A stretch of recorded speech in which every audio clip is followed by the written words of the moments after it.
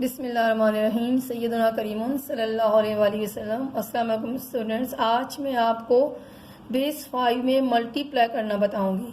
इससे पहले जो मेरी 2 वीडियोस हैं उनमें मैंने आपको प्लस और सब्ट्रैक्ट करना बताया। प्लीज़ आप उन वीडियोस को भी ज़रूर देखें।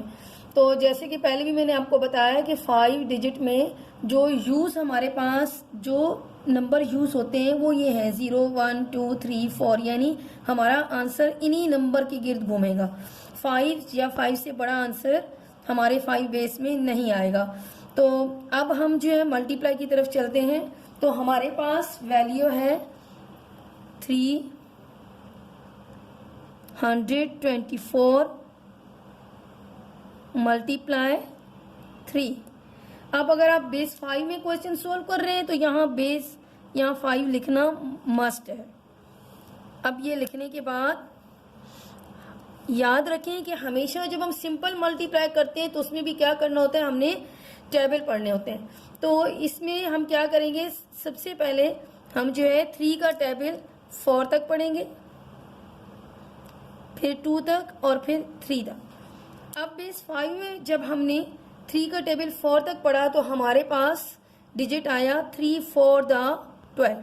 अब यहाँ हम 12 नहीं लिख सकते क्योंकि ये बेस 5 में 5 से जो है हमने छोटा नंबर लिखना है। तो अब इसका मेथड क्या है कि आपको मालूम हो कि क्या लिखना है कि 3 4 12। आप 12 को डिवाइड करें, किस पे डिवाइड करें, 5 पे, क्योंकि आप बेस 5 में क्वेश्चन फाइंड कर रही हैं। तो आपने 5 पे जब डिवाइड किया, 5 1 5, 5 2 10, 5 3 15। 3 के साथ ज्यादा आ रहा है तो आप 5 2 के साथ यहाँ 10 लिखेंगे। ये आपने डिवाइड कर दिया, आपके पास रिमाइंडर क्या बचा, 2। अब ये जो आपके पास है रिमाइंडर, यहाँ आप लिख लें कैरी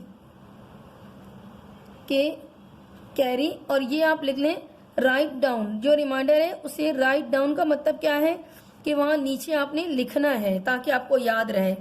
तो ये जो 2 है ये आप यहाँ लिखेंगे और ये जो 2 है ये आप यहाँ कैरी देंगे। अब आपने 3 को 4 से मल्टीप्लाई कर लिया, अब आप 3 को 2 से मल्टीप्लाई करेंगे।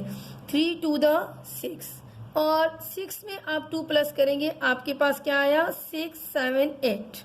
अब 8 आप यहाँ नहीं लिख सकते क्योंकि आपने 5 से छोटा नंबर लिखना है। तो आप क्या करेंगे, आप फिर से 8 को डिवाइड करेंगे 5 पे। 5 1 5, आपके पास 3 रिमाइंडर बचा और ये आपके पास कैरी। तो आप क्या करेंगे, 1 आप इधर कैरी देंगे और ये आपके पास जो रिमाइंडर है ये आप यहाँ लिखेंगे। अब फिर आपने 3 को 2 से मल्टीप्लाई कर लिया, अब आप 3 को 3 से मल्टीप्लाई करेंगे। तो 3 3 9, 9 हमारे पास कैरी है 1, 9 and 1 10।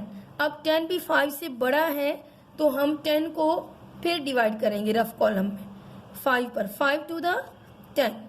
अब हमारे पास रिमाइंडर क्या है 0 और ये हमने क्या करना है, हमने कैरी देनी है 2, हम कैरी देंगे और हम इसे राइट डाउन यानी इसे हम लिखेंगे।